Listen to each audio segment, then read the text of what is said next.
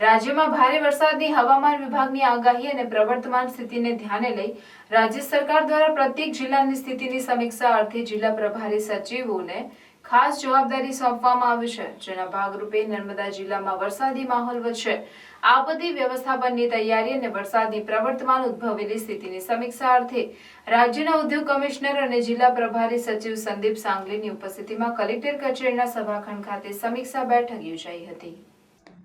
પ્રભારી સચિવ સંદીપ સાંગલે નર્મદા જિલ્લામાં આવેલ સરદાર સરોવર નર્મદા ડેમ અને કરજણ ડેમ, સાગબારા તાલુકામાં આવેલી નાના કાકડીઆંબા અને ચોપડવાવ સિંચાઈ યોજના, જિલ્લાની વિવિધ કચેરીઓ દ્વારા તેમજ પ્રાંત અને તાલુકા કક્ષાએ કરવામાં આવેલી કામગીરી અને તૈયારીઓની સમીક્ષા કર્યા બાદ કહ્યું કે વરસાદલક્ષી વર્તમાન સ્થિતિને ધ્યાનમાં લઈને તે મુજબનું આગોતરું આયોજન કરી કોઈ માન મૃત્યુના કિસ્સા ન થાય તે માટેની સાવચેતી સલામતી રાખવી, ખાસ કરીને જિલ્લામાં છેવાડાના નદી કાંઠાના વિસ્તારો સુધી વીજ પુરવઠો, ગર્ભવતી મહિલાઓના આરોગ્યની કાળજી, દવાઓ અને રાશનનો પૂરતો જથ્થો પહોંચે તે સુનિશ્ચિત કરવામાં આવે, વીજ કંપનીની ટીમો ફિલ્ડમાં સતત કાર્યરત રહે તે જોવા ખાસ અનુરોધ કર્યો। વધુમાં પ્રભારી સચિવે ઉમેર્યું કે સરદાર સરોવર ડેમની સ્થિતિ અંગે જિલ્લા વહીવટી તંત્ર અને જિલ્લા કલેક્ટર સહિતનાઓને અવગત કરવા, ઉપરવાસના ઇન્દિરા સાગર અને ઓમકારેશ્વર ડેમના સંચાલન સાથે સતત સંકલન જળવાઈ રહે, ડેમમાં પાણીની આવક અને જાવક અંગે નાગરિકો સુધી યોગ્ય સમયે જાણકારી પહોંચે તે જોવું, માર્ગ અને સ્ટેટ અને પંચાયત દ્વારા રસ્તાઓની કનેક્ટિવિટી જળવાઈ રહે તે માટે જરૂરી સામગ્રી પહોંચાડવામાં સહાય કરવી અને જરૂરી કામગીરી બનતી ત્વરાએ સમારકામ કરવા જણાવ્યું હતું।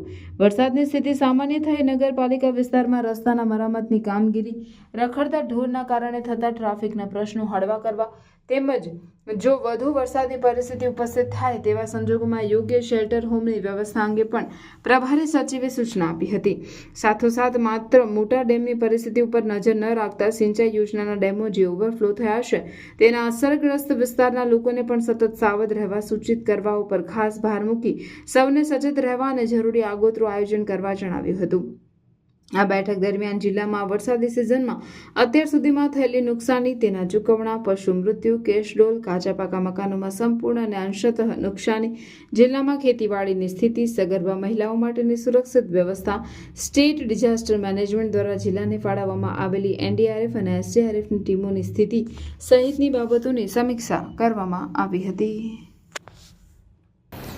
આરોગ્ય તંત્ર હોય, ડીજીવીસીએલ હોય, પુરવઠા અધિકારી હોય, આ બધા જ અધિકારીઓને જે તે વિભાગની કામગીરી સુચારુ રૂપે થાય એના માટે સૂચનાઓ અપાઈ ગયેલ છે। હાલ પરિસ્થિતિ નિયંત્રણમાં છે। જે સરદાર સરોવર ડેમની જે આવક અને જાવક છે એ હવે ઓલમોસ્ટ સ્ટેબિલાઇઝ થઈ રહી છે। કરજણ ડેમ પણ હવે એની આવક ઓછી થઈ રહી છે અને 34,000 જેટલી આવક અને એટલું જ એનું જાવક છે। તો અત્યારે પરિસ્થિતિ કંટ્રોલમાં છે અને પૂરતી રીતે જિલ્લા વહીવટી તંત્ર કોઈ પણ પરિસ્થિતિ માટે સામનો કરવા માટે સજ્જ છે। નર્મદા ડિસ્ટ્રિક્ટમાં કોઈ પણ માનવ મૃત્યુ થયેલ નથી। માનવ ઈજાના, સામાન્ય ઈજાના 5 કેસો બનેલા છે અને એમાં જે ચૂકવણું કરવાનું છે એ પ્રક્રિયા એક કિસ્સામાં ચાલુ છે।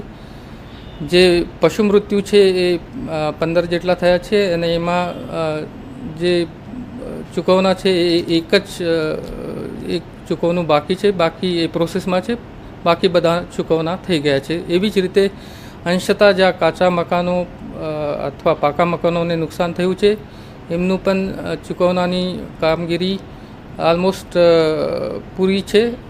જ્યાં બાકી છે એ રિસેન્ટ કેસીસ છે અને એની ચૂકવણીની પ્રક્રિયા ચાલુ છે। બધા જ રસ્તાઓ જે છે એ ચાલુ છે। એક જગ્યાએ કલવટના ઇસ્યુ છે, એ ઇસ્યુ જેમ પાણી થોડું એની લેવલ ડાઉન થઈ જાય તો એ પણ કામગીરી હાથ ધરવામાં આવશે। પરંતુ એ જ્યાં કલવટનું ડેમેજ છે ત્યાં વૈકલ્પિક રસ્તો ઉપલબ્ધ હોવાના કારણે એવી કોઈ પરિસ્થિતિ નથી જેના કારણે કોઈ ટ્રાફિકનો પ્રશ્ન થાય।